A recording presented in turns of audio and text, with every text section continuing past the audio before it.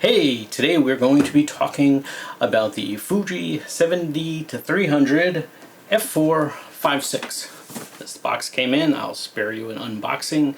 There's nothing very exciting in here. I will mention that they do give you a small bag. It's fabric, haven't actually opened it up. So, nice little extra. But come back and we'll get into the specifics.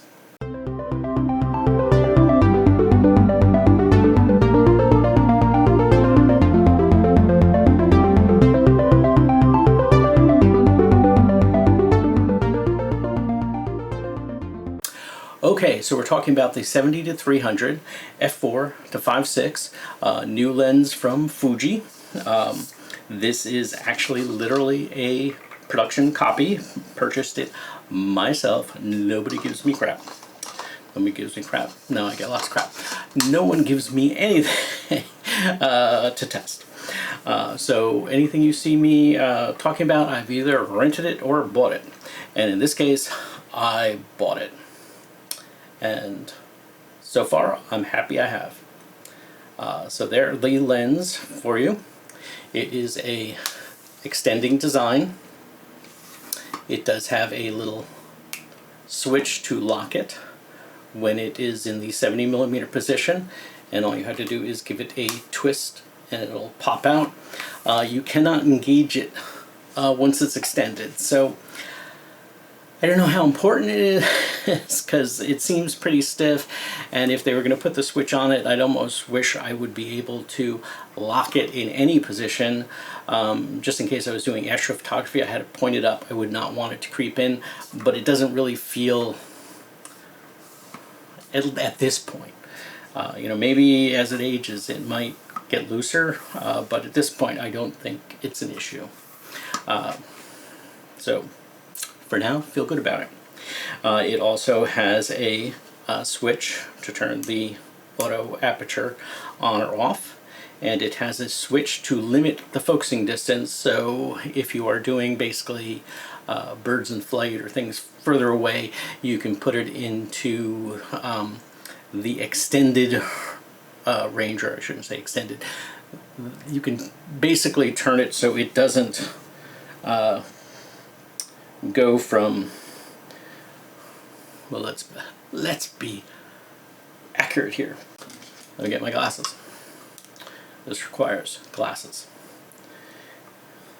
You either have the full range, where it'll go the full range, and this has some pretty decent close focusing capabilities, or you can set it so it'll only go from 5 meters to infinity.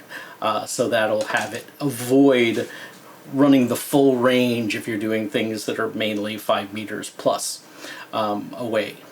So that way be a lot less focus pumping in and out trying to get it. It knows to stay in that 5 meter to infinity range. So that is a very important feature. And I'm really glad that they put it on this lens, because it's not always on lenses of this caliber. Again, this is a weather-resistant lens. It has OIS. I mean, really a winner in so many different ways. It's got a lens hood, but it has some interesting cutouts. I think they just do that for design, or so that it's easier to take on and off, but you can't get to it. So if you had a polarizer in here, you can't. There's no access port, which is a nice thing some lenses have. There is the front element.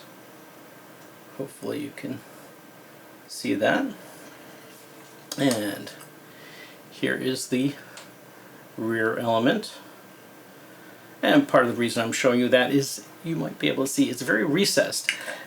And the nice thing about that is, because of it, you can use their 1.4 and their 2x teleconverter on it. And that's like really nice.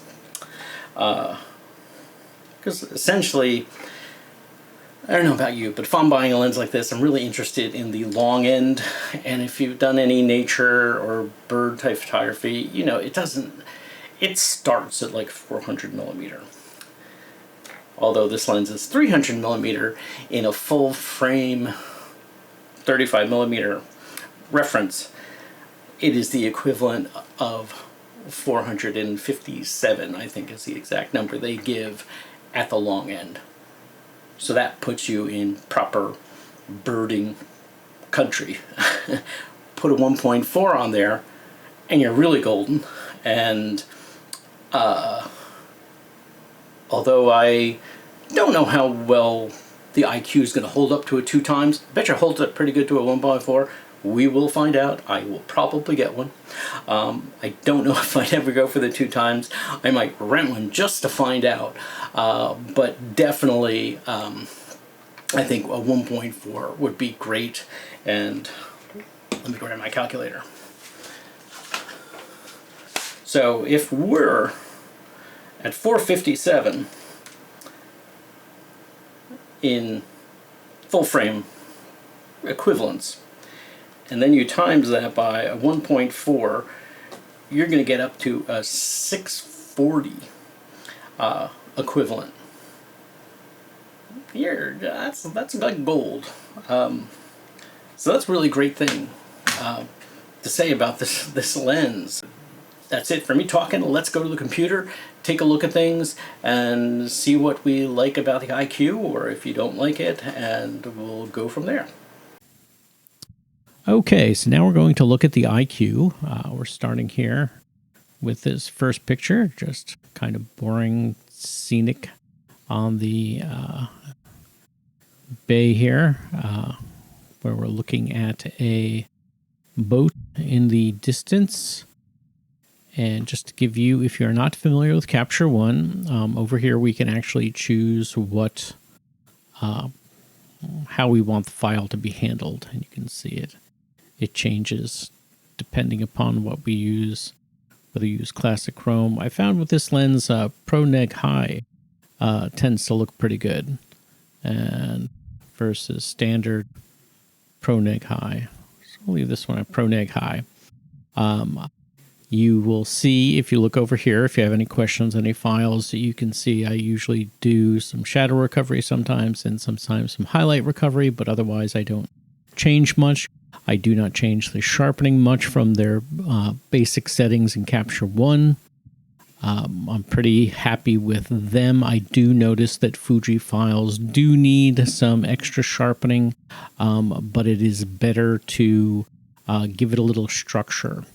And in the case of this lens, I wasn't entirely happy when I was looking at the raw files, and I decided that clarity helped with these images as well.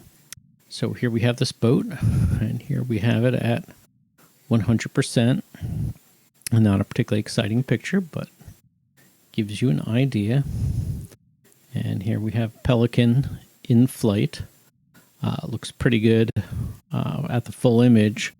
When we get in close, we can see focus isn't exactly perfect here.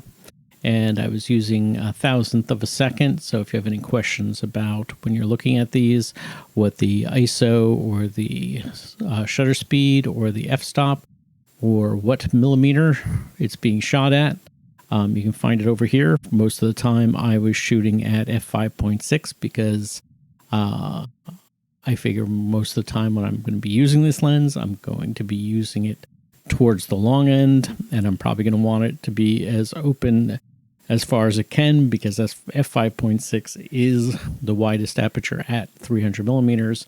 And I did this one at 1,000, but I actually pushed it at 2,000 later on, which would probably be a better speed. In fact, this one is at 2,000. And there we have the full image. And there we have 100% blow up. You will see that there is a slight delay when Capture One opens it up a slightly lower resolution, and then it updates to the high resolution. Excuse me. For those people not familiar Again, here we have a Pelican sitting on the water, so not chasing it flying, and this is at 199 millimeters. And you can see that looks pretty good. The mid-range is, I think this lens looks really good.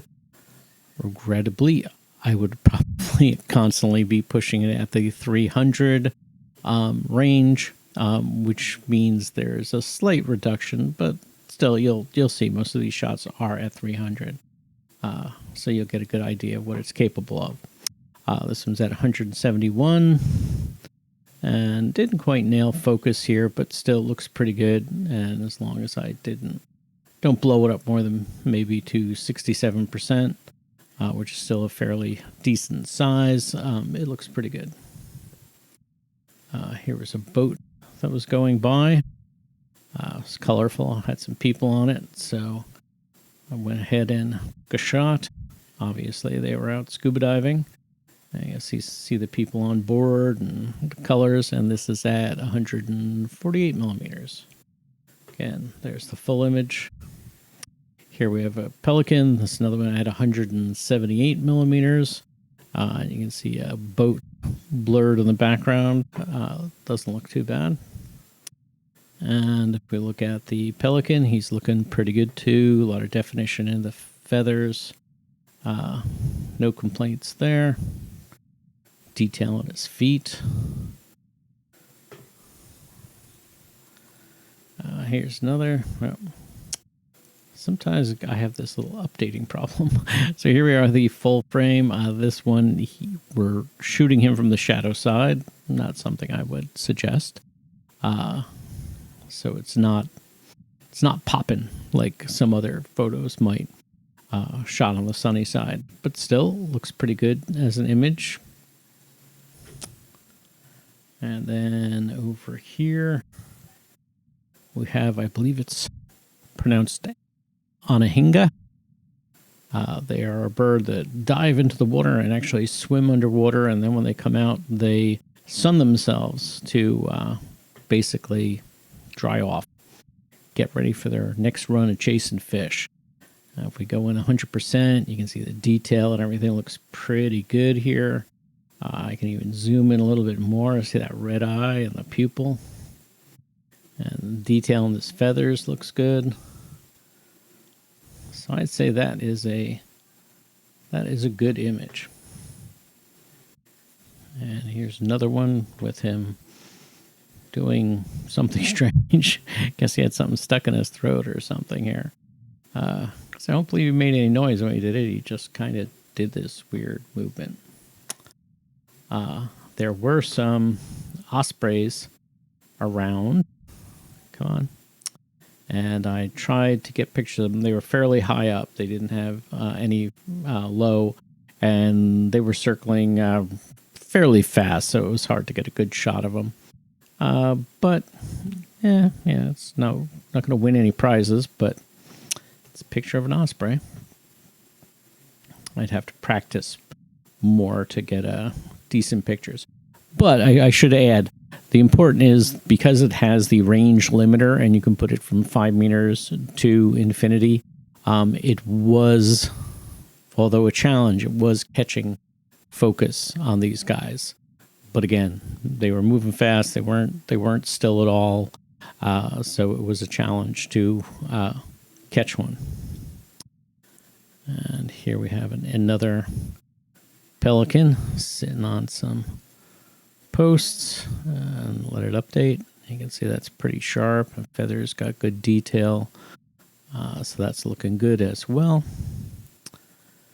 And here is I think there's herons. Yeah, I believe they might be herons. Should probably look at my birds if I'm going to start taking pictures of them. And again, we're kind of on the semi-shadow side. Go to 100%. I kind of put this one, it's not a great picture, but it does show all this bokeh in the background and these highlights. And that gives you a good idea. It's not the most attractive bokeh. A lot of onion rings and things, cat's eye in the corners.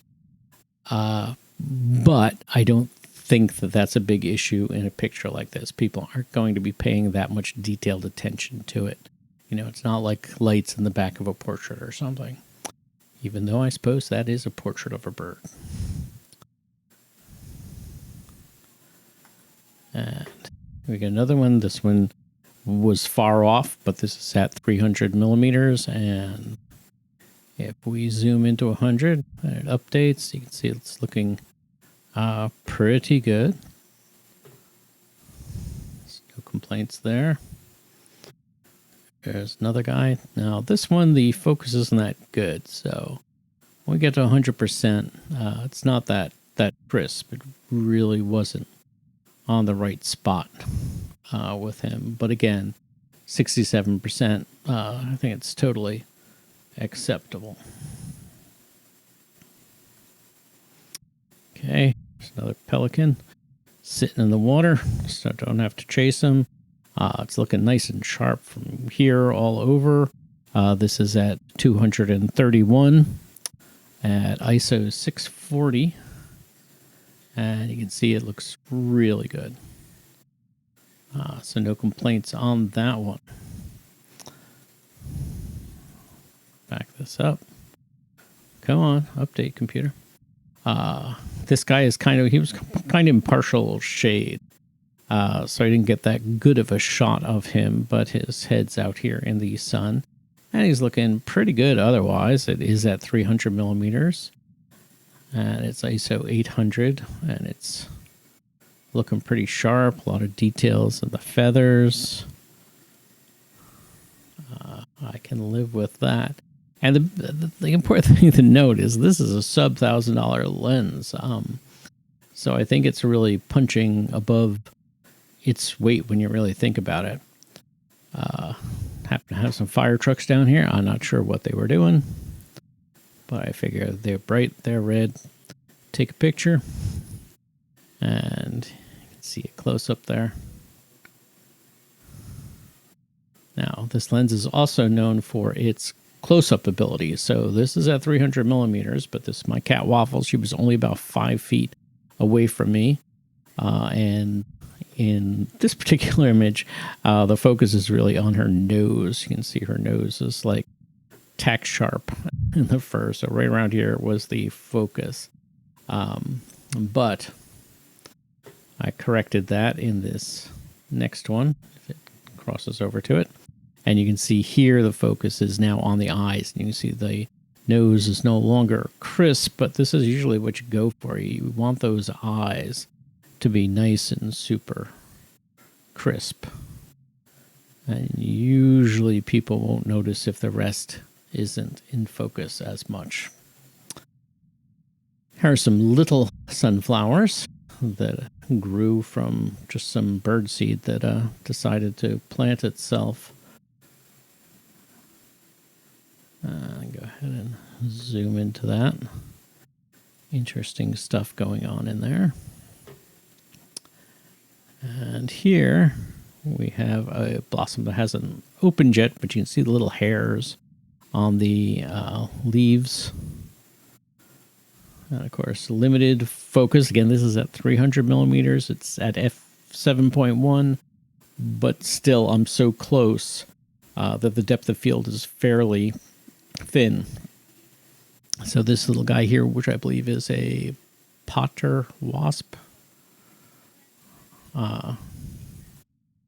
It's not entirely in focus. Here is the same potter wasp, and he is looking pretty good. They're not an aggressive species. You can't usually piss them off unless you try really hard. And you can see that he is in nice, sharp focus. But the flower and back, because of the thin depth of field, is not quite in. But I think that's kind of a pretty image. And this honeybee, thought this flower also looked pretty tasty. So he was checking it out. Now this one here is of a blue jay. And get the computer to update properly. There we go. This is at ISO 3200. That is pushing it on the XT3. It doesn't look bad, but there is some noise in there. I didn't turn up the clarity or structure too much because I was very aware of the noise and didn't want it to get out of control. But for an ISO 3200 at f8, not bad. And again, that kind of macro capability because of the close focusing of this lens. Here we have a little fly, little house fly that was on this leaf. And let it update, and he's looking pretty sharp around here. Again, limited depth of field. We got some focus here and around on him, but at this end, we're starting to lose focus, tip of his wings and stuff. That's a cool image. And this guy, this is not the greatest picture, but I love these guys. I have a little birdhouse attached to my house, and these guys took up residence. They are orchid bees. There's not a whole lot of them. They're not like a regular honeybee where it's a big hive. When I first had, I didn't know what they were because they sealed up the hole. The queen seals up the hole with resin, and she basically at night she closes the hive down, and then in the morning when it's warm enough, she'll sit there and she'll make a little hole in it and tell her boys to get out and go to work. So I think it's just like the queen and about maybe 6 or 8 little worker bees who sit there and keep her happy and bring her fresh smelling pollen. And the reason I like this photo is he likes these tomato. These are tomato flowers. And he loves to buzz around these, and this is his tongue. He's got his tongue hanging out. These flowers are so good. And there you can see he's got this kind of a resiny pollen on his back legs. And I have a few of these guys. Like I said, that wasn't the best picture, but they're kind of interesting. So, and here's another one.